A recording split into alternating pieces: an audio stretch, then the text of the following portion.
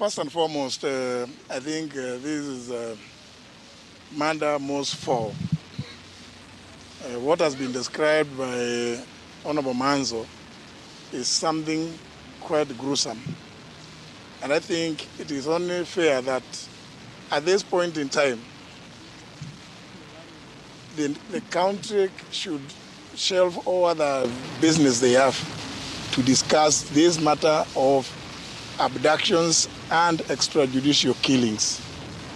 When I called the press conference on the 12th of January, I ended by saying that this matter, if left unchecked, can plunge this country into chaos and anarchy, and called for a national dialogue, or indeed a commission of inquiry to inquire into these gruesome murders and be told whether there is a policy.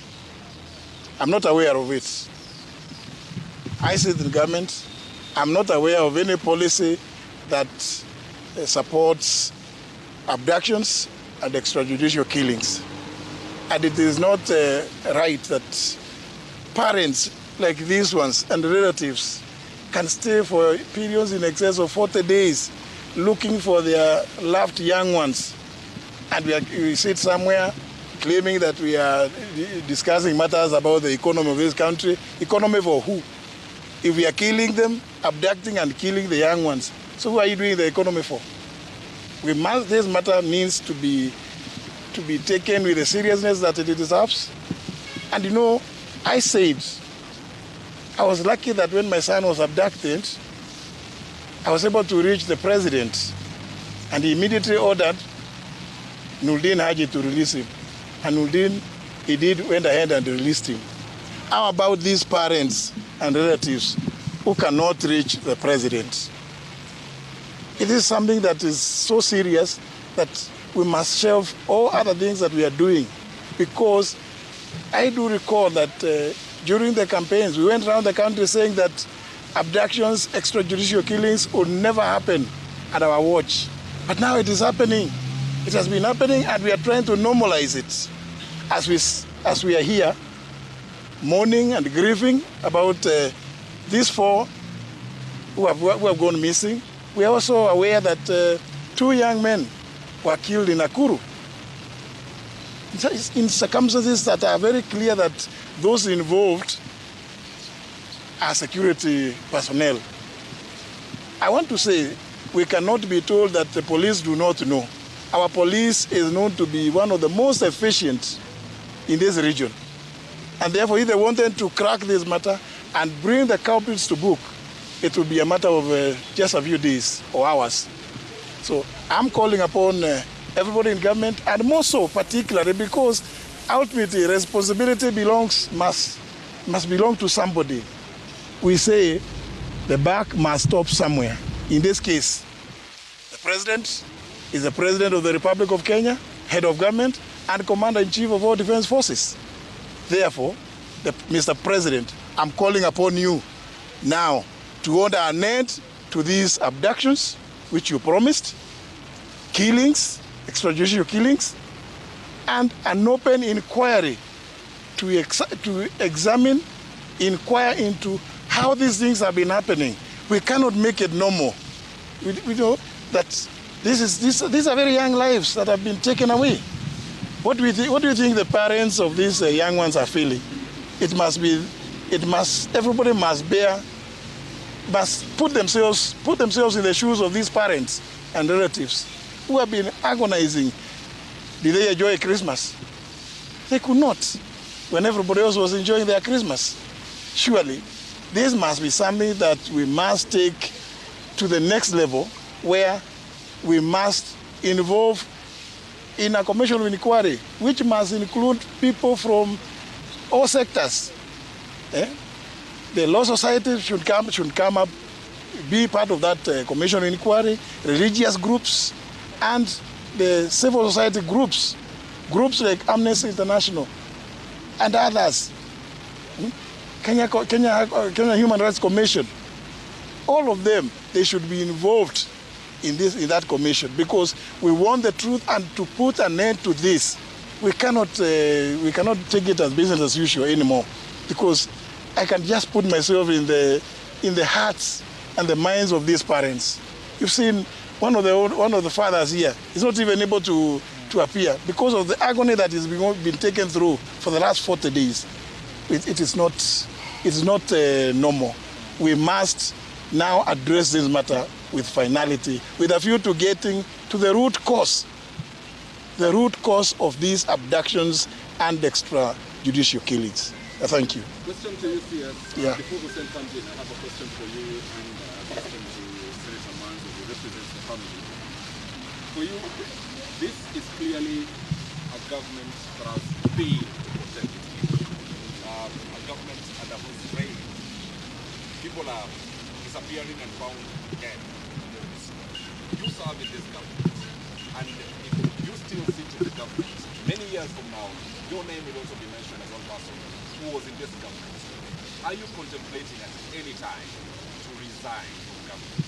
The second question, even as you answer that, is to Senator Manzo. Senator, previously, even as you represent the families, Yes.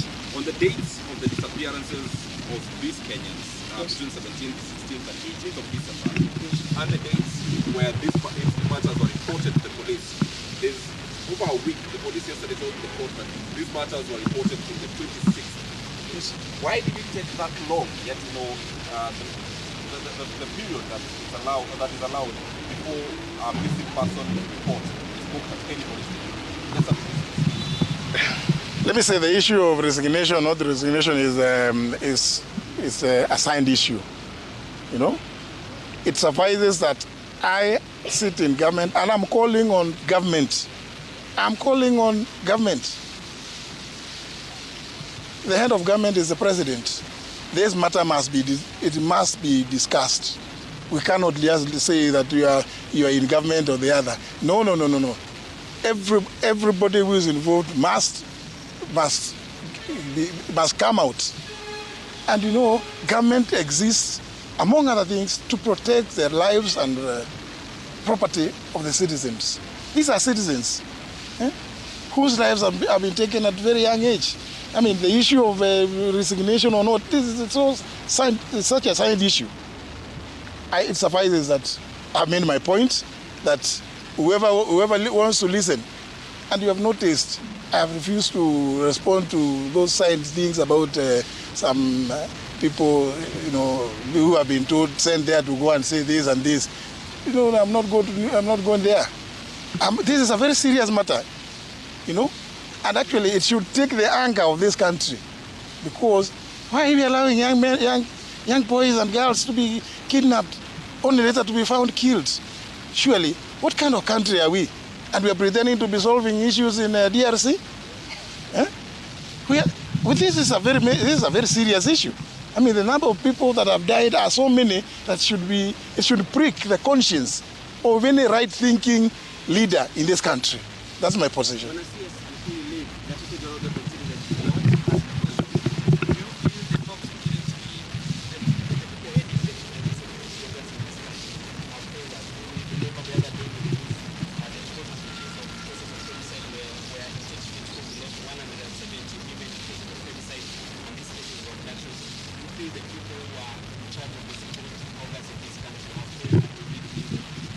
Let me not take a casual response to your very, very important question, because the reason why I would want, I'm proposing a open commission of inquiry, including all relevant stakeholders in this country, is so that we can go to the root cause.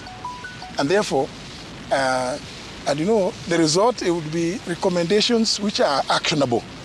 So let me not jab the gun to respond one way or other about that. Suffices that that is my proposal. Others are at liberty to make their suggestions as well. Thank you. Yes, on the matter of disappearances from that particular day, I want to confirm we were representing families like the father of Billy Mwangi, whose son was found, and quite a number of others, including Bernard Kavule. They have been threatened that if they ever say what happened, they'll be dead. There is also, you know, Bob Jaggi and his team. And we have also got the Miss MCA from Wanjia. So this story is big. But one thing which comes, even from parents who go to police station to the report, they are first harassed, they are threatened. They ask who went to the press, who talked about this. So, you know, even if you are investigating and you are already terrorizing the evidence, then you come to court and say, you know, we are unable to receive evidence from the public. You have terrorized them. How will they write a statement with you? So I want to agree with the senior citizen and, you know, a cabinet secretary in this country, who is also a very senior lawyer, that we need an urgent public of inquiry, serious one, so that everybody can now feel free to come and talk publicly, so that even the former abducted people can come and talk, so that Gaido can come and say how he was bundled in a probox in a police station. How then will the IG deny that he has no idea? The investigators should be at current police station finding out who are these police and what communication they had with these wounded people to bundle Gaido in a probox. So it's also, I also want to call upon Kenyans, those who have evidence that are bold enough, please give it to the police. So when OBs were written, the families were actually mishandled, meaning the police knew very well what they were doing. And unfortunately, this information can only come in a public of inquiry so that everybody heals. We agree, unfortunately, they have been killed. Others have been abducted. And by the way, the young abductees who have come out have said that they felt that at some point they were in a military confinement. That's why the IG has no business with the military. So this story is bigger. We want them to come and tell us, and we want to follow and find out. They say the military confinement was a place they were recovering from the beatings they got from the other building, which is not a police station. So something very illegal is happening in this country. And I really want to ask all Kenyans to be concerned and to ask the president what is happening, because he's the one in charge of security of this country. Let me just close by saying this. I want to make this one appeal, that regardless of your position in society, in government, in the security sector, remember, whatever you are doing, one day you may have to answer for it personally. You hold or you carry personal responsibility. Those of them that may not be clear should be reminded about the Nuremberg trials. You cannot be excused for obeying illegal orders from wherever they may be from. So people and Kenyans, please, those of you, I've seen many of you have taken pictures. Make sure that those pictures you take, store them safely, even in the cloud.